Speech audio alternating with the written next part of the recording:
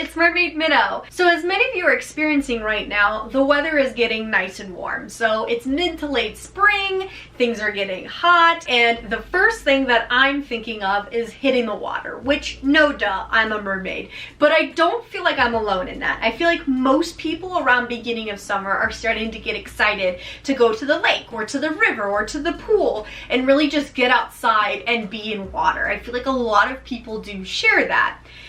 So for me, first thing is yes, it's time to swim outside. But for some people, we need to remind you about the dangers of mermaid tails.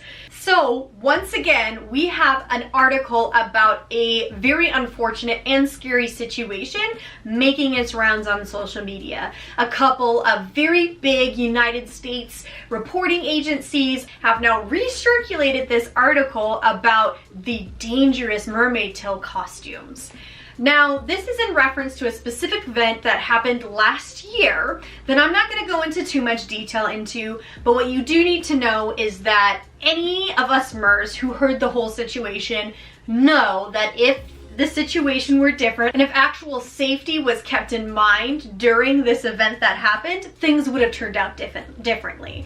So today I want to talk a little bit about mermaid safety because I think it's really important for us to kind of just have this little reminder. You know, being a mermaid is beautiful and being a mermaid is wonderful, but if you're new to the community or you've been in it for a little while, it doesn't hurt to have a nice little reminder about what things you can do to keep yourself safe in a mermaid tail. Mermaid tails and monofins are banned in a lot of different places, whether that be pools, some cities, and some countries. You cannot wear a mermaid tail or a monofin because unfortunately people aren't following safety advice when using these tails. So today, like I said, we'll talk a little bit about some tips and share how we can use our mermaid tails properly because as people using mermaid tails as mermaids, we are ambassadors for the whole community.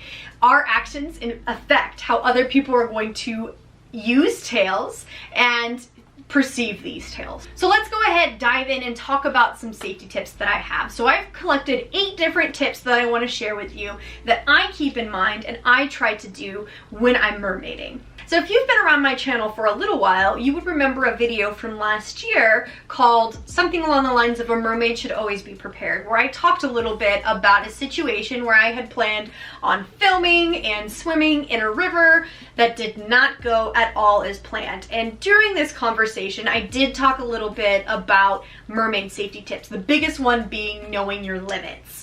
So I want to make sure this is really important and you guys hear this because the biggest piece of mermaiding and the biggest way to avoid emergencies when being a mermaid or just in general with anything is knowing your limits. What are your physical capabilities that day?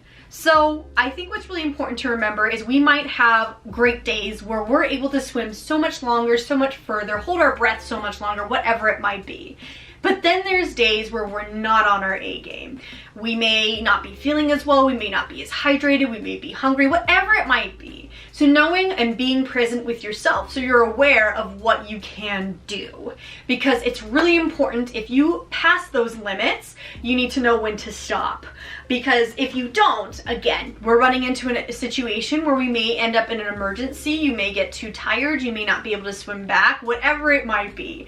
So really, it's really important, and I want to make sure to put that as number 1, is knowing your limits. And the number 2 tip that goes with that is making sure that you're taking breaks as needed.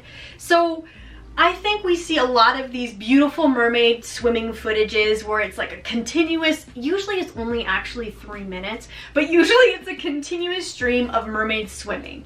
But the reality of the situation is we're taking so many breaks. I'll go out and swim for a couple of hours. I'll have maybe 2 hours worth of footage, and somewhere around usually 10 to 15 minutes is usable. Sometimes it's a little bit more depending on, you know, what's going on. But a lot of times there's footage of me just resting, or there's footage of the sky because my mertender will be busy doing something else, and we just kind of let the GoPro just just float in the water. So I'm not swimming constantly when I'm taking these videos, or when I'm, you know, out just doing whatever I'm doing. I'm making sure that I'm taking breaks, because I need to be making sure that I'm aware of how I'm feeling, and you really won't know, especially if you love mermaiding as much as I do and find it to be as much as an escape as I do, you really won't know how you're feeling unless you take a minute to take a break. Moving more to the costume side of things, my number 3 tip is not purchasing knockoff tails. I have never mentioned knockoff tails on my channel, and the reason why is I don't have any personal experience with knockoff tails. I've just never had someone gift me a knockoff tail, which is the most common way people get knockoff tails, or looked on Wish or AliExpress or Amazon. Why you shouldn't use or purchase these tails is, one, it's art theft, and you really don't want to be supporting somebody who steals someone else's artwork. That's a whole nother video topic we could go into for hours. But the biggest thing is that they're usually not constructed well at all or with any safety in mind. So, for instance, monofins inside these tails are not made well or with the proper materials. There's no propulsion with these tails. No propulsion means no go. You're not going anywhere, and you're exerting a lot more energy to try and even go somewhere when you have a lack of propulsion. The other thing is that they're just not made well. So they're usually made of thinner plastics that are really prone to breaking. And to the tails themselves, the fabric themselves is made really cheaply. So if it scratches the bottom of the pool, it gets a whole bunch of holes in it, or even worse, it can get caught on the pool. And if any things like those were to happen while you're swimming, you could seriously injure yourself. So it's really important to make sure that you're not purchasing a knockoff tail. My number 4 safety tip that also goes along with your costume is making sure that you practice safely removing the tail in case of an emergency. So anytime you get a new tail, one of your first things that you should do is practice how to take the tail off quickly in the water. Make it a competition. See how quickly you can get out of your mermaid tail if you want to. Compete with your friends. Who cares? You could do whatever you want to make it fun, but really it is really important. Especially, you know, if you have tails like silicone tails that might be a little bit more difficult to get off, you need to know how is the quickest way that you can do it. So if there is an emergency, you can get the heck out of Dodge as fast as you need to. And for tip number 5, which is another really, really important tip, you as a mermaid should never ever swim alone. Heck, as a person swimming, you should never swim alone. And that's incredibly important. I keep mentioning emergencies, but really, if there is an emergency, you need somebody else to be there to help you. Now, I have the privilege of being able to take my mertender with me on just about every mermaid swim. In fact, he's been on every single one but one. And, you know, I'm very fortunate in that because he's also trained as a lifeguard and has a lot of training with CPR and stuff like that. But we'll get to that.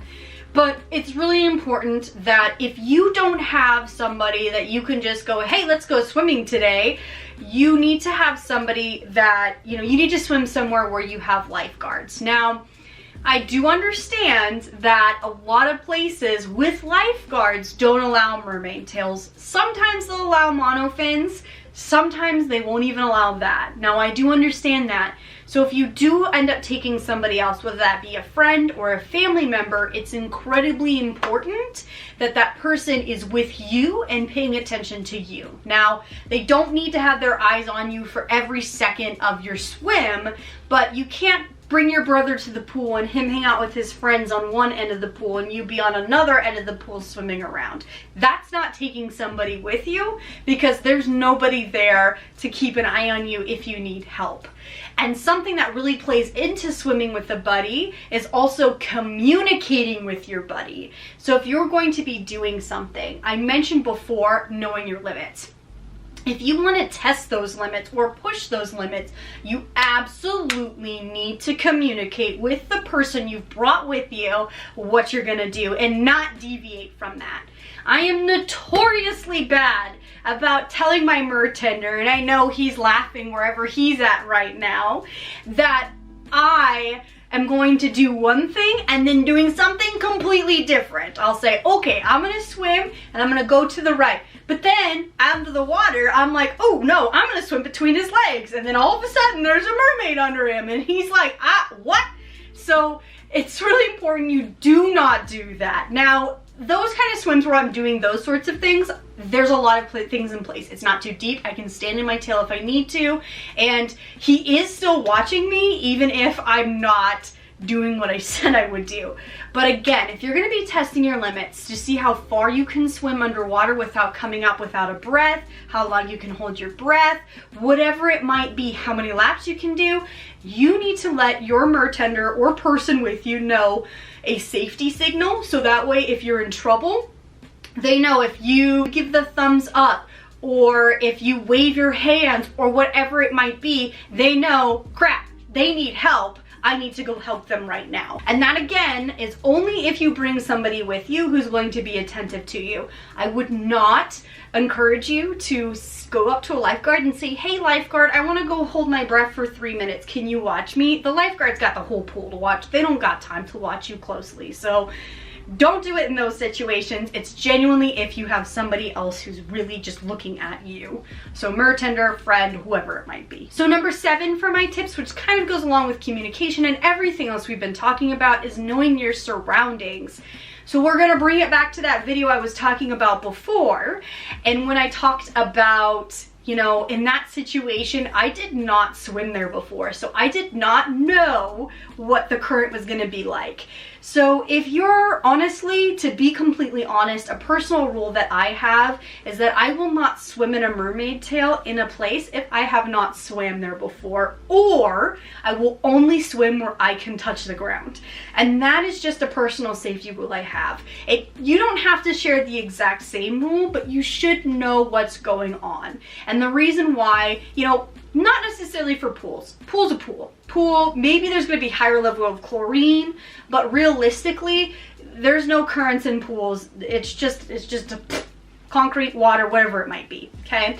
But if you're out in the wild, in a natural body of water, there's many things that you need to account for. Something that we have a lot of here where I'm at is we don't have a lot of visibility. And so it's really important for me to know how much visibility there is. So again, when I bring my mertender with me, I know how far I can go from him if I want him to stay in one place. So 1, I can get footage, but 2, he can still see me if I need some help.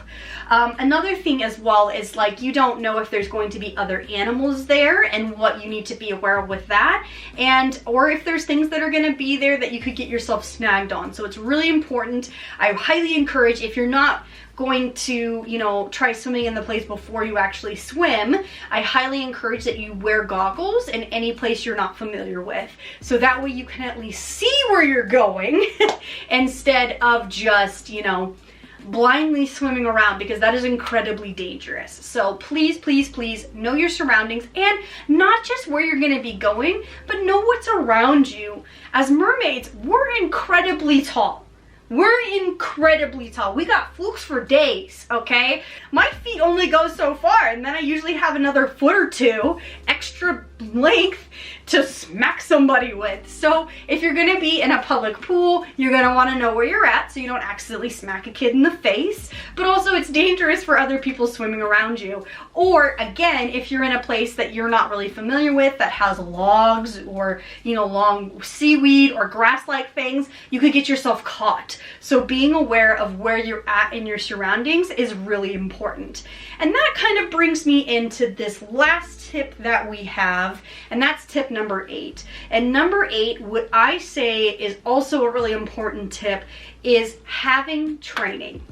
The most optimal thing to have would be something like free diving training or lifeguard training. So that way, if there is these emergencies I keep talking about or things that happen, you are already equipped to know what to do in these situations. Your body is used to it. You don't go into panic mode, whatever it might be. You're ready to go. So I know that that's not accessible for everyone because those cost money. You know, free diving courses, they cost money. Lifeguarding courses, it's at least a couple $100s usually. But there are some more basic type trainings out there. There also is CPR trainings that you can learn. I think all mermaids should be CPR trained, period. I think everyone should be CPR trained because it is a valuable skill to know. So I'm personally CPR trained. I got CPR trained through my work. Like I said, my mer tender, he did lifeguard training, so he is also CPR trained. There's actually, even if you can't afford the courses for CPR, there's a lot of tips on YouTube that you can look up how to do chest compressions and know how to save somebody in those situations. So I highly recommend doing those things. And if the person with you, if they can be trained in some kind of way, the better, because that way they also know safety in case you need that help. So those are my 8 safety tips for mermaiding. Now there's tons of other tips, and if you have some other things that you think other mermaids should keep in consideration when they're swimming, go ahead and comment them down below. But know that this is not a comprehensive list. This is just kind of the basics that I feel like all mermaids should be doing. So I hope you guys found that helpful. I hope that it was, maybe you learned something new, or maybe, like I said, if you've been doing this for a while, it was just a nice reminder to have. So like I mentioned, if there's anything else that you guys want to add, please go ahead and comment down below. Go ahead and like this video if you enjoyed it, and subscribe if you're not already, so that way you can stay updated on when my next video comes out, so you can see more mertastic adventures, whether that be swimming or more advice videos. Like I mentioned last week in my live, I've officially started a Patreon page. So if you would like to support me, you can go to patreon.com/mermaidminnow to get access to exclusive content, as well as be an official supporter of my channel. And with that, there's not much more to say. So I'll swim with you guys in the next video. Bye!